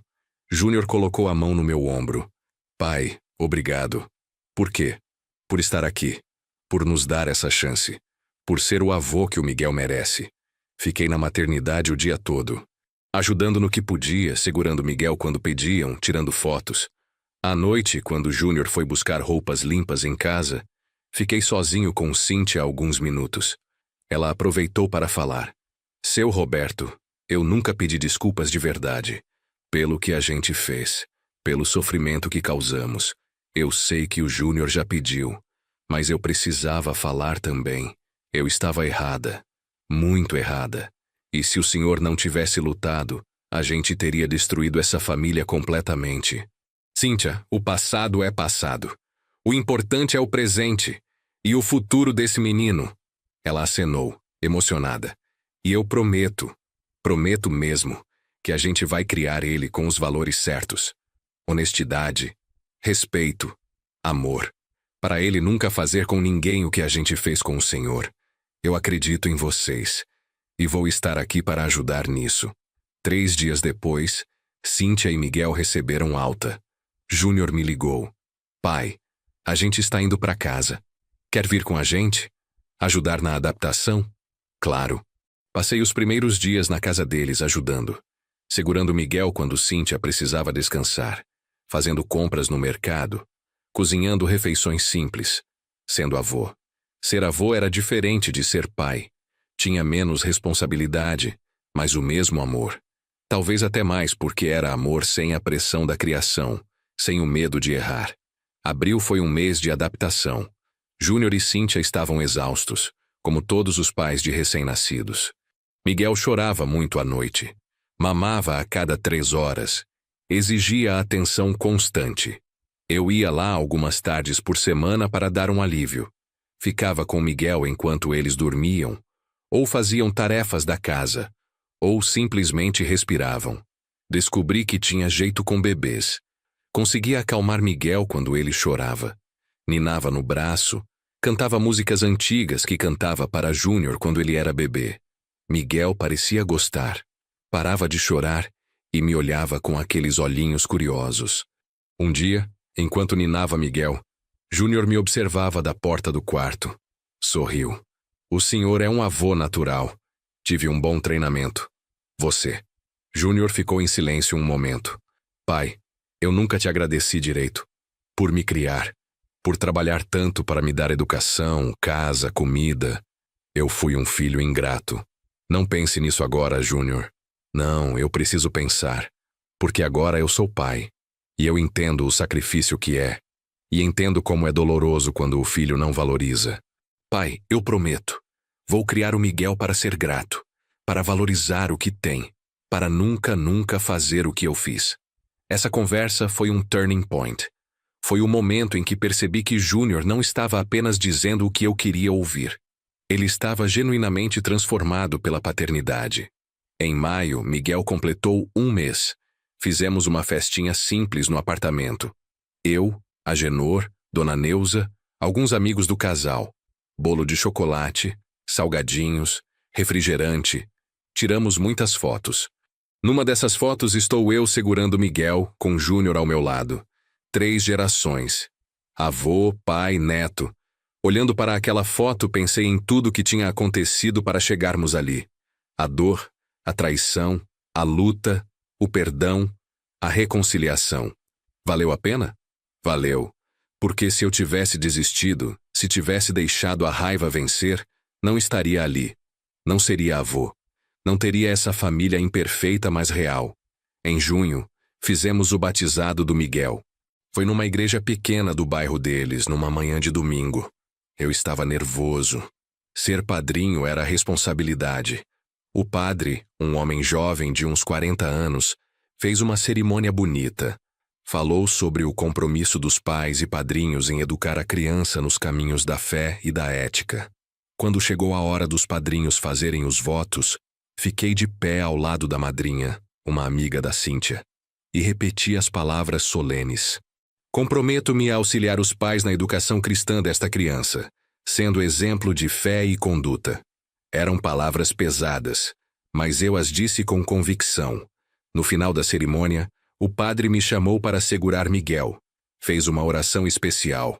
Que este avô, que foi exemplo de perseverança e dignidade, seja também exemplo de amor e sabedoria para esta criança. As pessoas aplaudiram.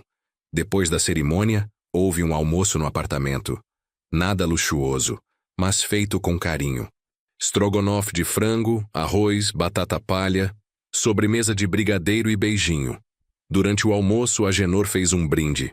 Ao Roberto, meu primo, meu amigo, homem que me ensinou que nunca é tarde para lutar pelo que é certo. E ao pequeno Miguel, que tem a sorte de ter esse homem como avô. Todos ergueram os copos. Eu fiquei emocionado demais para falar. Júnior falou por mim. Pai, obrigado por não ter desistido de mim. Obrigado por me perdoar. Obrigado por estar aqui hoje. Eu não merecia, mas o Senhor me deu essa chance. E eu prometo, na frente de todos, que vou honrar essa chance. Vou ser o pai que o Miguel merece. E o filho que o Senhor sempre mereceu ter. Foi um momento poderoso. Várias pessoas choraram. Eu também. Depois do almoço, quando todos foram embora, fiquei um tempo sozinho com Miguel. Ele estava dormindo no berço. Sentei ao lado e falei baixinho. Miguel, você não vai entender agora.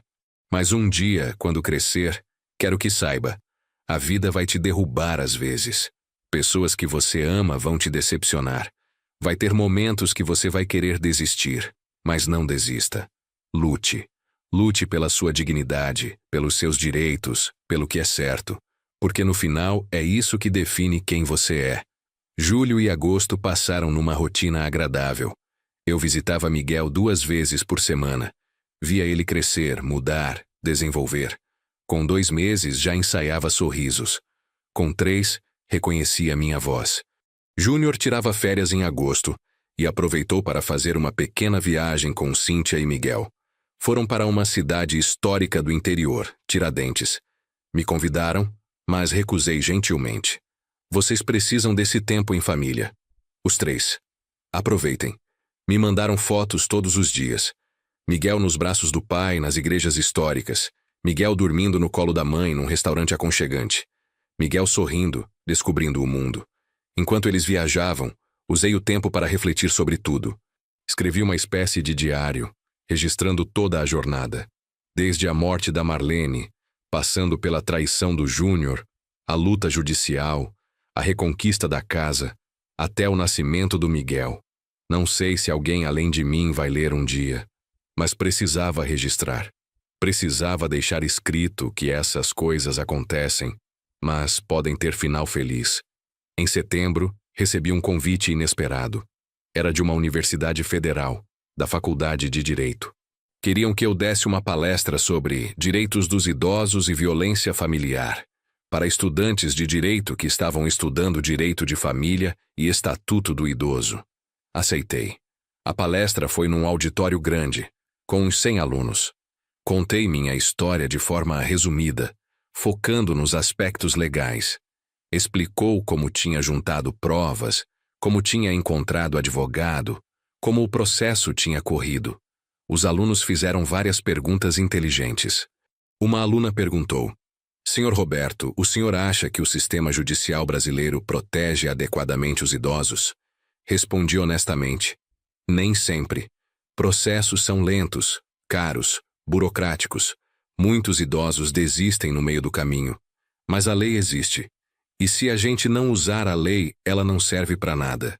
Então sim, o sistema pode melhorar, mas também pode funcionar se a gente insistir. Outro aluno perguntou: valeu a pena judicializar um conflito familiar? Pensei bastante antes de responder. Valeu, porque não era só sobre a casa. Era sobre mostrar que eu importo, que minha vida tem valor, que ninguém, nem meu próprio filho, pode me descartar como lixo. Se eu não tivesse lutado, teria morrido humilhado, sem dignidade. Então sim, valeu cada centavo, cada lágrima, cada noite sem dormir. Em outubro, fiz uma coisa que vinha adiando há meses. Voltei à rodoviária de Belo Horizonte. A mesma rodoviária onde, na minha imaginação mais sombria, poderia ter sido abandonado se as coisas tivessem saído diferente. Júnior e Cíntia, no pico da ganância deles, facilmente poderiam ter me deixado lá com algumas notas e desaparecido. Mas não aconteceu assim. Aconteceu diferente. Eu lutei antes que eles pudessem me descartar. Sentei num dos bancos da rodoviária, observando pessoas chegando e partindo. Famílias se despedindo, casais se reencontrando, idosos viajando sozinhos, cada um com sua história. Pensei em quantos idosos, naquele exato momento, estavam sendo abandonados de formas menos óbvias. Não numa rodoviária física, mas numa rodoviária emocional. Deixados de lado, esquecidos, explorados. E quantos desses idosos não tinham a capacidade, ou coragem, ou recursos para lutar de volta? Foi por isso que decidi ampliar meu trabalho voluntário. Procurei a Defensoria Pública e me ofereci para ser uma espécie de consultor voluntário em casos de abuso contra idosos. Meu papel seria compartilhar minha experiência, orientar outros idosos sobre como juntar provas, como proceder legalmente. A Defensoria aceitou na hora. Começaram a me encaminhar casos. Um senhor de 70 anos cujo filho tinha roubado sua aposentadoria. Uma senhora de 80 que estava sendo expulsa de casa pela nora. Um viúvo de 65 cujos filhos brigavam pela herança antes mesmo dele morrer. Cada caso era uma facada no coração, mas também era uma oportunidade de ajudar, de fazer diferença. Em novembro, Miguel completou 6 meses. Já sentava com apoio, balbuciava sons, ria alto. Era uma criança feliz, amada. Júnior e Cíntia eram pais dedicados. Cansados, estressados às vezes, mas dedicados. Num domingo, enquanto brincava com Miguel na sala, Júnior se sentou ao meu lado. Pai, posso te contar uma coisa? Claro. Quando o Miguel nasceu, eu chorei. Não só de alegria, mas de medo. Medo de ser um pai ruim. Um pai como eu fui filho. Mas então eu olhei para ele tão pequeno, tão inocente, e pensei, esse menino merece o melhor de mim. E o melhor de mim é ser como você. Júnior, eu não sou perfeito. Eu sei. Mas o Senhor é íntegro. É isso que importa. E é isso que eu quero ser para o Miguel. Em novembro de 2026, completou exatamente 3 anos desde que recuperei a posse da minha casa. 3 anos. Parecia uma eternidade e um piscar de olhos ao mesmo tempo. Decidi comemorar discretamente. Convidei a Genor, Dona Neuza, Júnior, Cíntia e Miguel para um almoço na minha casa. Preparei feijoada, a especialidade da Marlene. Segui a receita dela à risca. Feijão preto, linguiça calabresa, bacon, costelinha de porco, carne seca. Cozinhei por horas com carinho, lembrando de cada vez que Marlene fazia aquela mesma feijoada. Às 11 horas, todos chegaram. A casa estava cheia de vida pela primeira vez em anos. Risos, conversas, Miguel chorando e depois sendo acalmado. Era caótico e maravilhoso. Durante o almoço, a Genor propôs um brinde. Há 3 anos, meu primo Roberto estava na luta mais difícil da vida dele, enfrentando a própria família, lutando pela dignidade, pela justiça. Hoje, ele está aqui, em sua casa, cercado de amor. Isso é vitória de verdade. Todos brindaram. Depois, Júnior pediu a palavra. Pai, eu sei que hoje marca 3 anos da sua vitória, mas eu queria que marcasse também 3 anos da minha derrota. A derrota da minha ganância, da minha arrogância, da minha falta de caráter. Esse dia me lembra que eu falhei, mas também me lembra que o Senhor não desistiu de mim. Obrigado. Não havia o que dizer. Só acenar, emocionado. Depois do almoço, enquanto Cíntia e Dona Neuza lavavam louça na cozinha, eu tentei ajudar, mas elas me expulsaram. Fiquei na sala com Miguel no colo. Ele estava acordado, olhando para mim com aqueles olhos grandes e curiosos. A Genor se sentou ao meu lado. Primo, você está feliz? Estou. Feliz de uma forma diferente. Não é a felicidade ingênua de antes. É uma felicidade testada, provada. Uma felicidade que sabe que a vida dói, mas também sabe que vale a pena lutar. Você acha que perdoou mesmo o Júnior? A Genor perguntou direto como sempre. Pensei por um longo momento. Acho que perdão não é um momento único. É uma escolha que você faz todo dia. Tem dias que acordo e ainda sinto raiva. Ainda lembro da humilhação. Mas aí eu escolho perdoar de novo e de novo. Até que um dia, talvez, não precise mais escolher. Vai ser automático. A Genor balançou a cabeça pensativo. Você é mais forte do que eu, primo. Eu não sei se conseguiria. Você conseguiria. Porque não é sobre força. É sobre decidir que você não vai deixar a raiva te destruir. Que você merece paz. Aquela tarde, vendo minha casa cheia de gente que me amava, percebi que tinha conseguido algo raro. Tinha transformado tragédia em redenção. Não foi fácil. Não foi rápido. Mas aconteceu. Dezembro de 2026 trouxe o segundo Natal que passaríamos juntos desde a reconciliação. Mas este seria diferente. Júnior e Cíntia me convidaram para passar não só a ceia, mas também dormir lá, para acordarmos juntos no dia de Natal com Miguel. Era o primeiro Natal do Miguel, afinal. Cheguei na véspera de Natal com uma mala pequena e presentes. Para Miguel, comprei roupinhas e alguns brinquedos educativos. Para Júnior e Cíntia, uma cesta de Natal com panetone, vinho, chocolates. A ceia foi simples, mas farta. Peru, farofa, arroz à grega, salpicão, sobremesa de pavê. Comemos devagar, saboreando não só a comida, mas o momento. Miguel estava no cadeirão dele, comendo papinha. Já tinha 7 meses e estava começando a comer alimentos sólidos amassados. Ficava lambuzado, jogava comida no chão, ria quando a gente tentava limpar. Era caótico e lindo. Depois da ceia, sentamos na sala. Júnior colocou músicas natalinas baixinhas. Miguel estava no meu colo, quase dormindo. Pai, Júnior começou, eu queria te dar um presente especial este ano. Pegou um envelope e me entregou. Abri curioso. Dentro havia um documento.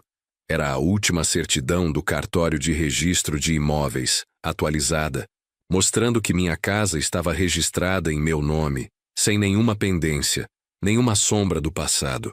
Pedi essa certidão atualizada para o senhor ter guardada, Júnior explicou, para nunca mais ter dúvida. A casa é sua, sempre foi, sempre será. E quando chegar a hora, daqui a muitos anos, se o senhor quiser deixar para o Miguel, será a decisão sua. Não vou mais cobiçar nada que não é meu. Segurei o documento com uma mão, Miguel com a outra. Obrigado, filho. Esse é o melhor presente que você poderia me dar.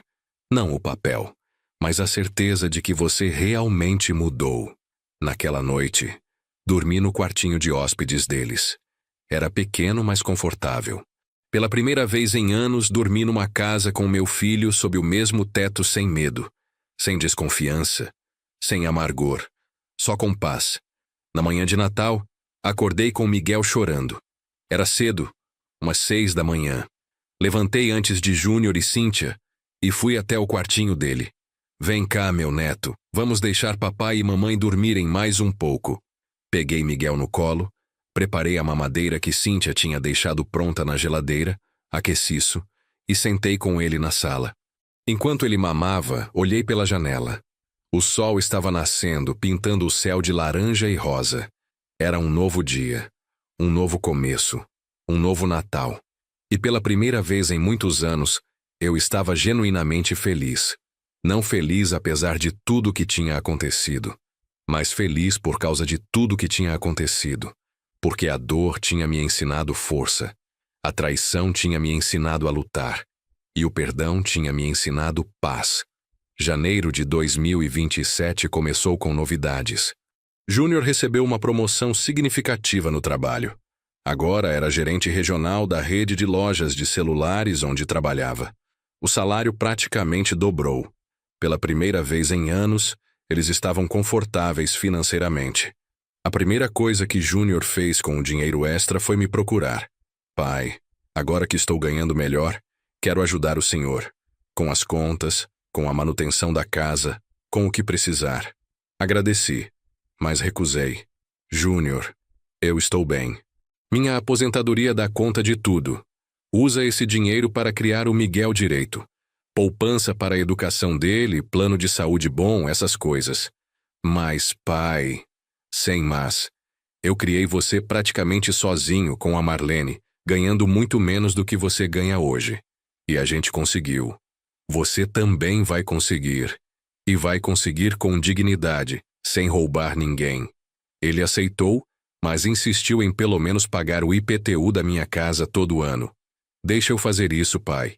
Como forma de agradecer por tudo. Pensei e aceitei.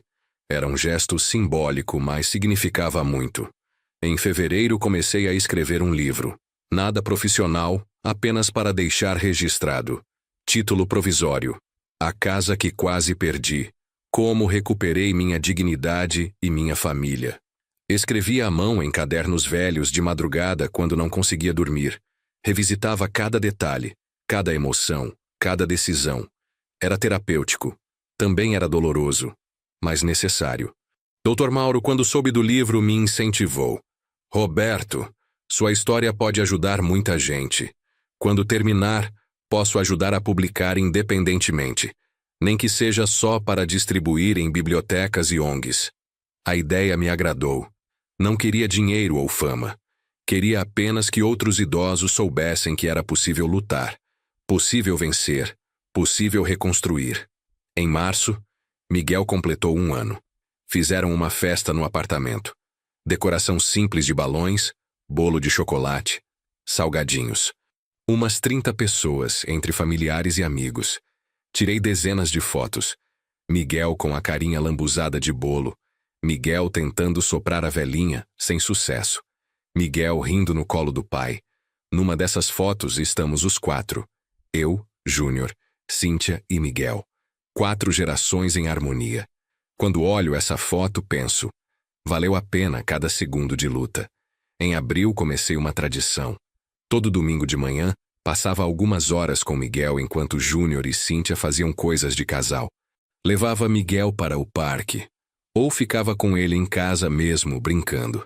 Com 1 ano, ele já engatinhava rápido. Tentava ficar em pé apoiado nos móveis. Falava algumas palavras. Mamá, papá, vovô, que saía como vovó. Mas a intenção estava lá. Nessas manhãs eu conversava com ele mesmo sabendo que não entendia. Miguel, um dia você vai crescer e vai ouvir histórias sobre o vovô. Algumas boas, algumas ruins. Quero que saiba que o vovô não é perfeito, mas sempre tentou fazer o certo. E quando erraram com o vovô, ele lutou. Não com raiva, mas com dignidade. Pode parecer bobagem falar assim com uma criança de 1 ano, mas eu acreditava que, de alguma forma, ele absorvia a energia, o amor por trás das palavras. Em maio, aconteceu algo inesperado. Tio Geraldo, aquele tio de Juiz de Fora que eu tinha visitado, faleceu. Fui ao velório com Júnior. Era uma cerimônia pequena. Tio Geraldo não tinha muitos parentes vivos. Durante o velório, uma prima distante se aproximou. Roberto, soube da sua história, do que seu filho fez. Como conseguiu superar isso? Olhei para Júnior, que estava a poucos metros conversando com outros parentes. Um dia de cada vez. E lembrando que pessoas podem mudar, se quiserem de verdade. No caminho de volta para Belo Horizonte, Júnior estava quieto, pensativo. Pai, você já pensou que um dia vai morrer? E o que vai ficar? Já. Por quê? Só estava pensando no tio Geraldo. Ele viveu 92 anos. No final, quase não tinha ninguém. Será que valeu a pena? Vale a pena sempre, Júnior.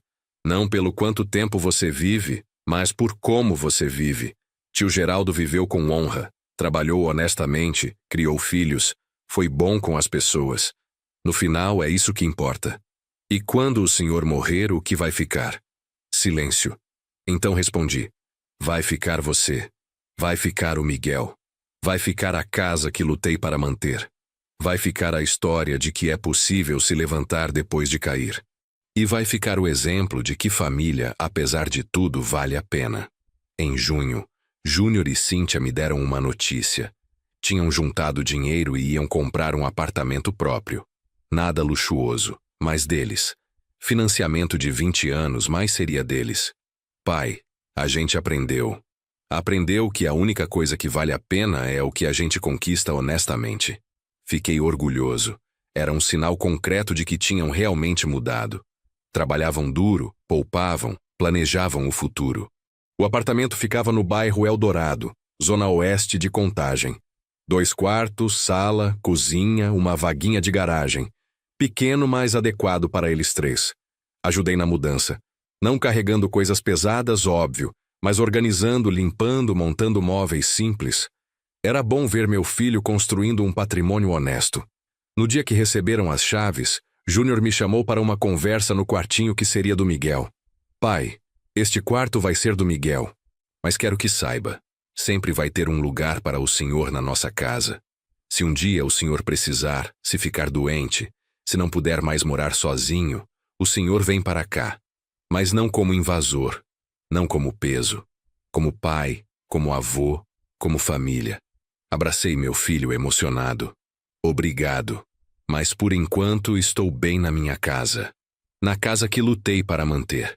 Mas é bom saber que tenho para onde ir, se precisar. Em julho, meu trabalho voluntário foi reconhecido oficialmente. A Defensoria Pública me deu um certificado de cidadão colaborador. Foi numa cerimônia pequena, mas significativa. Dr. Mauro estava lá. Agenor também. E para minha surpresa, Júnior, Cíntia e Miguel. Quando chamaram meu nome e entreguei o certificado, toda a sala aplaudiu. O defensor público-geral fez um discurso. Senhor Roberto Pires representa o que há de melhor na nossa sociedade. Um homem que, ao enfrentar injustiça, não apenas lutou por si mesmo, mas decidiu ajudar outros. Atendeu mais de 50 casos neste último ano, orientando idosos vulneráveis sobre seus direitos. É um exemplo para todos nós. Depois da cerimônia, Júnior me abraçou. Pai, estou orgulhoso do senhor. Sempre estive, mas não sabia demonstrar. Agora sei. Era tudo o que eu precisava ouvir. Os meses de agosto, setembro e outubro de 2027 passaram numa rotina agradável e equilibrada. Eu vivia minha vida independente na minha casa. Júnior, Cíntia e Miguel viviam a deles no apartamento novo. Mas nos víamos regularmente, pelo menos 2 vezes por semana. Miguel estava crescendo rápido. Com 1 ano e meio, já andava sozinho, falava várias palavras, tinha personalidade forte. Era teimoso como o pai, mas carinhoso como a mãe. E comigo tinha uma conexão especial. Sempre que me via, abria um sorriso enorme e vinha correndo, gritando: "Vovô!" Em setembro, tive um pequeno susto de saúde. Dor no peito, falta de ar. Fui ao pronto-socorro achando que era infarto. Júnior largou tudo e foi me encontrar lá. Ficou comigo durante todos os exames. No final, não era nada grave. Refluxo esofágico, causado por estresse e alimentação inadequada. Mas o susto foi suficiente para me fazer repensar algumas coisas. Júnior também ficou abalado. Pai, o senhor me assustou. Pensei que ia te perder. Um dia você vai me perder, filho. Faz parte da vida, mas não hoje. Quando esse dia chegar, eu quero ter certeza de que não desperdicei o tempo que temos agora. Então não desperdice. Viva bem, seja bom pai, seja bom filho. É tudo o que importa. Depois desse episódio, Júnior ficou ainda mais presente. Ligava todo dia para saber como eu estava. Visitava com mais frequência. Levava Miguel para passar tardes inteiras comigo. Em outubro, comemorei meu aniversário de 65 anos. Júnior organizou uma festa surpresa na casa deles. Convidou Agenor, Dona Neuza, o Dr. Mauro, pessoal da ONG onde eu fazia voluntariado, amigos da igreja. Quando cheguei, achando que seria só um almoço simples, a casa estava cheia. "Surpresa!" gritaram todos. Fiquei sem palavras. Tinha bolo, docinhos, salgados, refrigerante.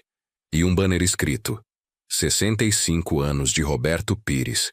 Exemplo de dignidade e luta. Foi uma tarde linda.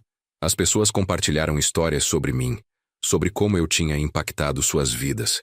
Dona Neuza contou como eu a ajudei quando ela teve problemas com o plano de saúde. Uma senhora da ONG contou como meu conselho a ajudou a recuperar a guarda do neto. No final, Júnior fez um discurso. Meu pai completou 65 anos. Anos de trabalho, de dedicação, de luta. Anos em que ele poderia ter desistido, mas não desistiu. Ele me ensinou que dignidade não se negocia, que família é sobre respeito, não sobre sangue, que erros podem ser perdoados, mas têm consequências. Pai, obrigado por cada lição. Feliz aniversário. Chorei abertamente, não de tristeza, mas de gratidão. Gratidão por estar vivo, por ter lutado, por ter vencido, por estar cercado de amor. Em novembro de 2027, terminei de escrever meu livro. Foram 8 meses de escrita, centenas de páginas manuscritas, incontáveis madrugadas revisitando dores antigas. Mas estava pronto. Levei os cadernos para o Dr. Mauro. Ele leu tudo em uma semana e me ligou, emocionado. "Roberto, Isso precisa ser publicado. Não importa se é só 100 cópias para distribuir em bibliotecas. As pessoas precisam ler isso. Encontrei uma gráfica pequena que aceitou fazer uma tiragem independente de 200 exemplares. Custou quase R$ 3.000, boa parte da minha reserva de emergência. Mas valia a pena. A capa era simples. Foto da fachada da minha casa, o título em letras grandes, meu nome embaixo. Dedicatória na primeira página. Para Marlene, que me ensinou a lutar. Para Júnior, que me ensinou a perdoar. Para Miguel, que me ensinou que o futuro vale a pena. Quando os exemplares ficaram prontos, distribui gratuitamente. Dei para bibliotecas municipais, ONGs de idosos, centros comunitários, igrejas. Dei um para cada pessoa que tinha me ajudado na jornada. Agenor, Dr. Mauro, Dona Neuza, o pessoal da ONG. E dei um para Júnior. Ele leu em 2 dias. Me ligou depois, chorando. Pai, eu li tudo. Cada palavra. Ver a história pelo olhar do Senhor. Foi devastador, mas também foi libertador. Porque o Senhor não escreveu com raiva, escreveu com verdade. Era o único jeito de escrever, filho. Com verdade. Posso mostrar para o Miguel quando ele crescer? Pode, deve. Para ele saber de onde veio, o que a família passou e o que significa dignidade. Em dezembro, um jornal local fez uma matéria sobre o livro. Idoso vítima de golpe familiar publica livro sobre superação.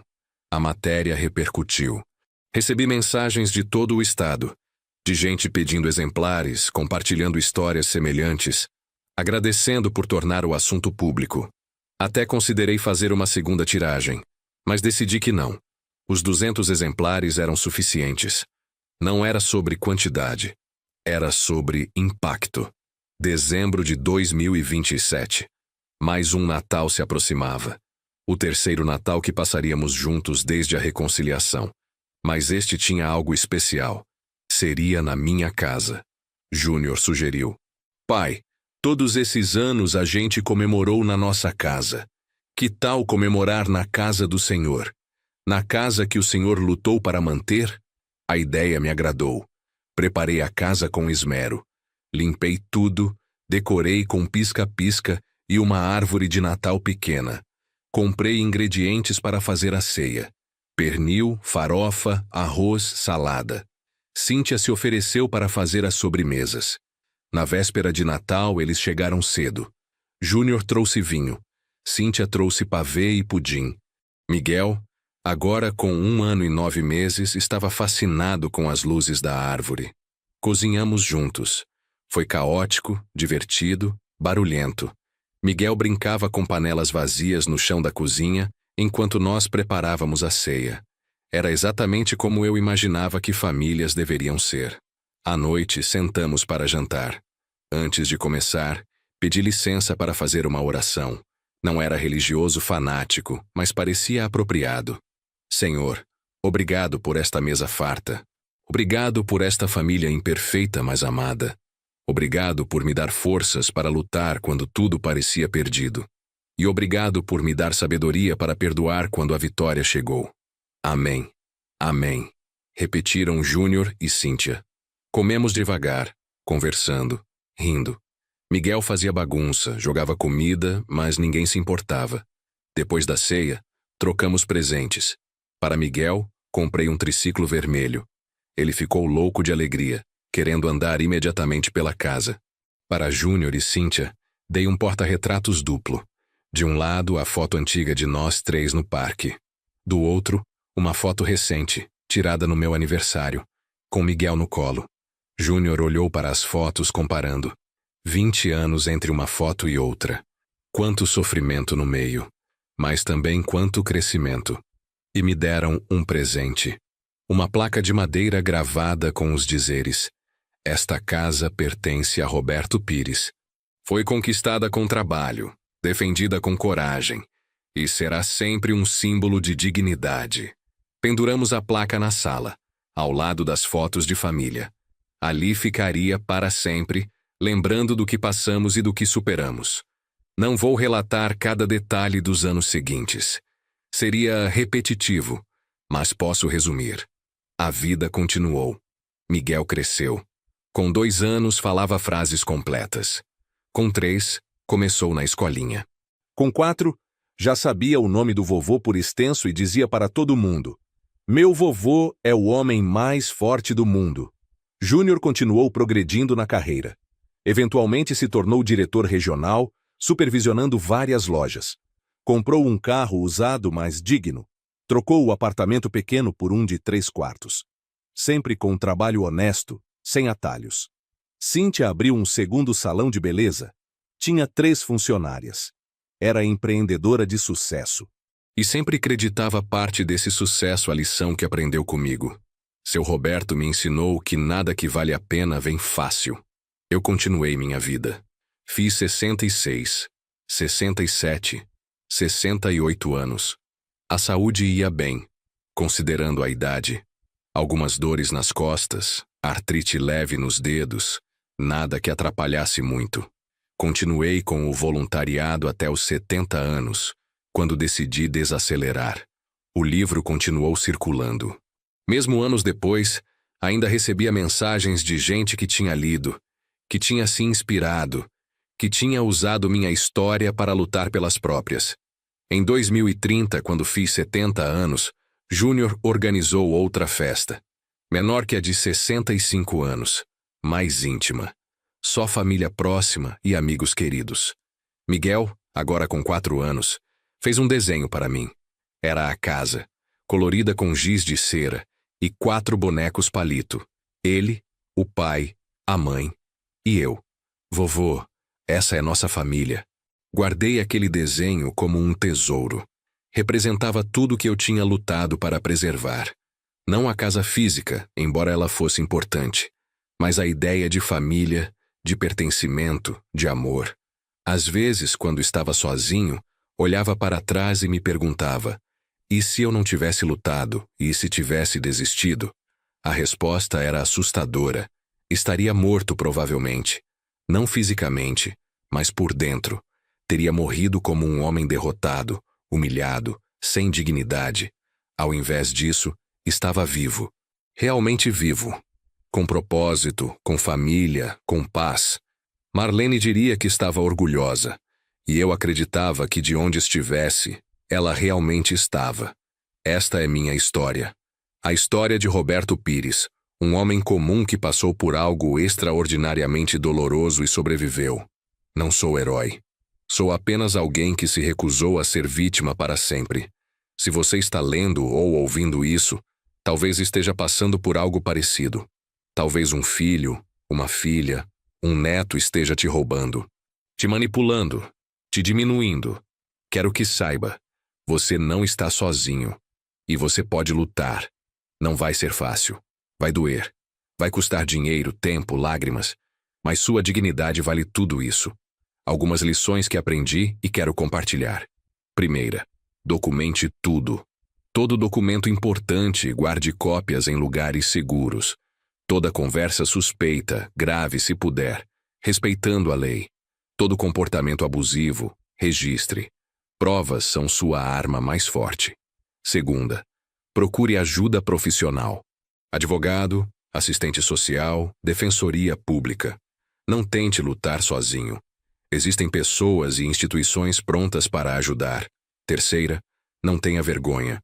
Violência familiar contra idosos é crime. Não é sua culpa, denuncie.